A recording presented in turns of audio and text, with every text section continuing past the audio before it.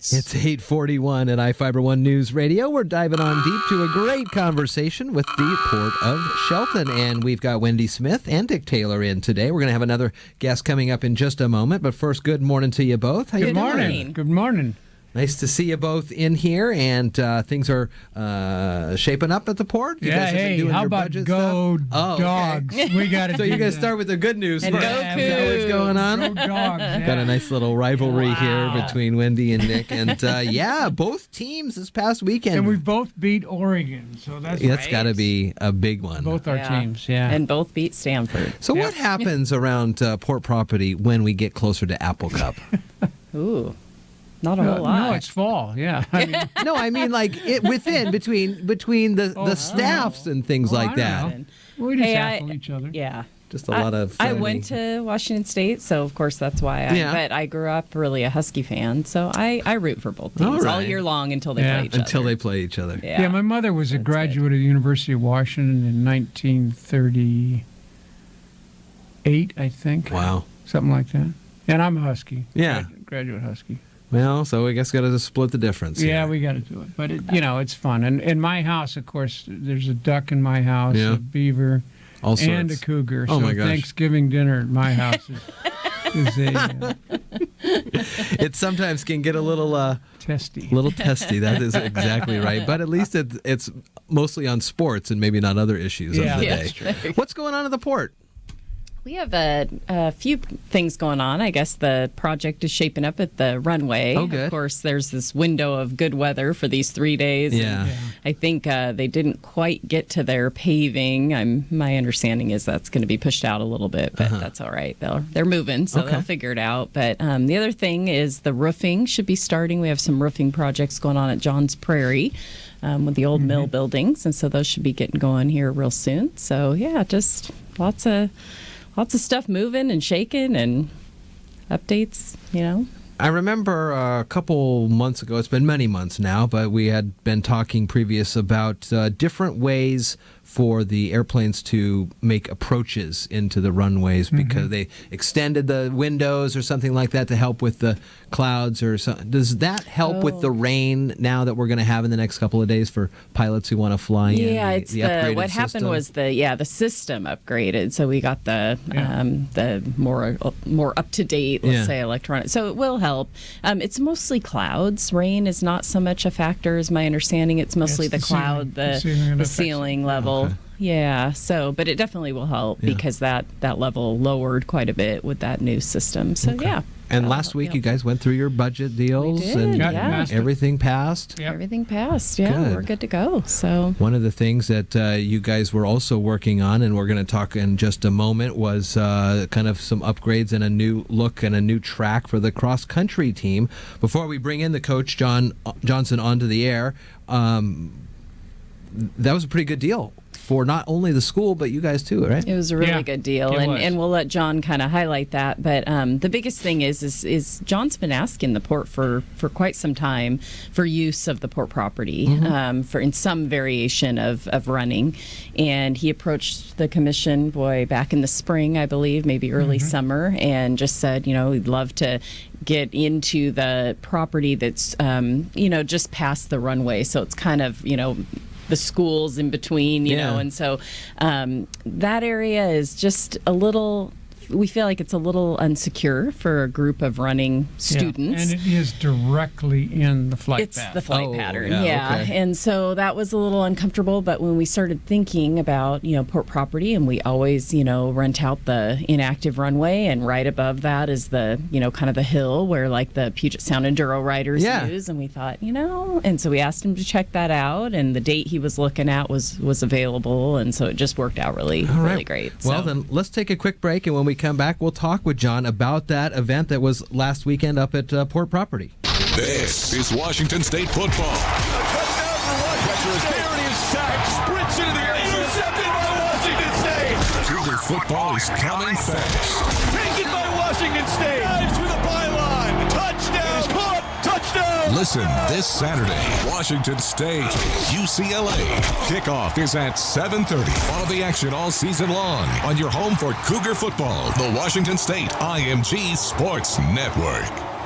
Join us tomorrow night at 6 p.m. for our 2016 Candidates Forum at the Salish Cliffs Golf Clubhouse at the Little Creek Casino Resort. Come to the clubhouse, listen on the radio, or watch it online at iFiber1newsradio.com. Candidates scheduled to attend are Representative Drew McEwen, Craig Patty, Representative Dan Griffey, Irene Bowling, Kevin Schutte, Rosalind Reed, Mason County Commissioner Randy Netherland, and Kelly McIntosh. Again, tomorrow night at 6 p.m. at the Salish Cliffs Golf Clubhouse, the 2016 Candidates Forum on iFiber 1 News Radio. It's 8:46 now, and we're going to chat now with the Shelton High School cross-country coach who was up at the Port of Shelton property with a big meet last weekend, John Johnson. Good morning, sir. Morning. How was it up there at the old Port of Shelton? I saw our sports director, Sean Wells, found you out there working on some trails in the summer, a little better conditions than we're going to see, but how did it all work out for you?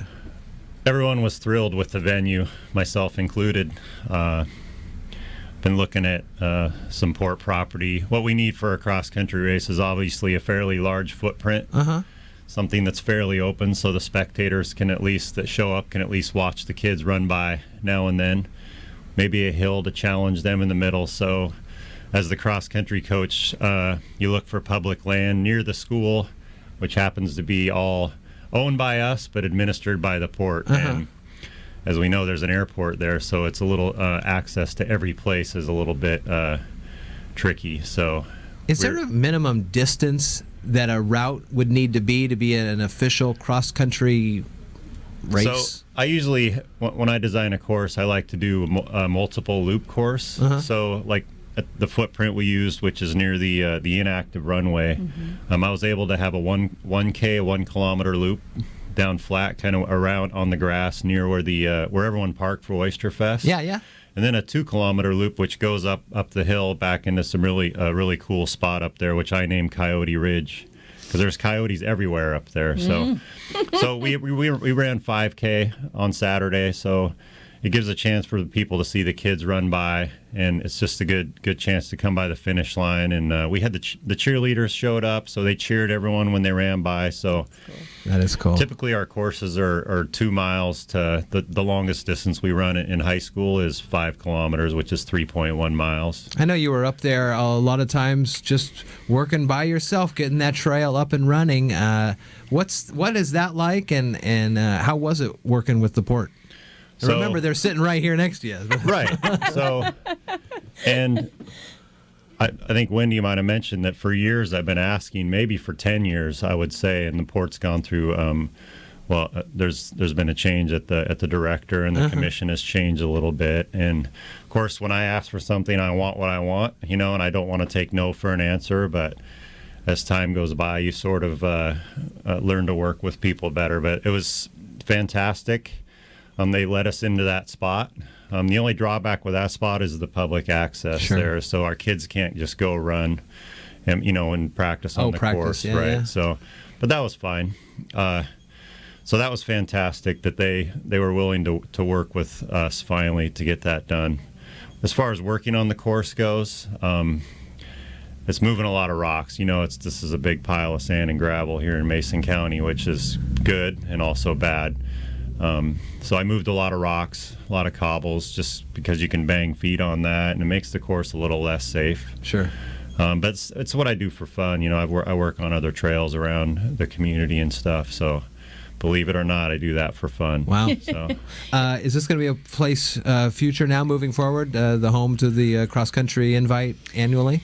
He would like it to be, and I think we are willing to accommodate. I think it's just a really great community effort, and what I'd just like to commend, John and his students. I mean, they were out there not only doing the trails, but they offered to pick up garbage. They offered to do cleanup after Oyster Fest, because as you know, that was like the weekend before, and just, I mean, that's huge. That's, the kids learning, not only they're running, they're learning about, community service and just, good things for the community. So I mean, as I see it, I think this is just a great place. Working relationship, and cool. It's one day a year that he can plan better. This was kind of a late year with us giving him notice that he could proceed, and so I think it'll be better in the future. How many schools were there this past weekend? So there was, I think, representatives from 4 middle schools. We had a community race first, which is for old guys and just anyone, old men and women like myself.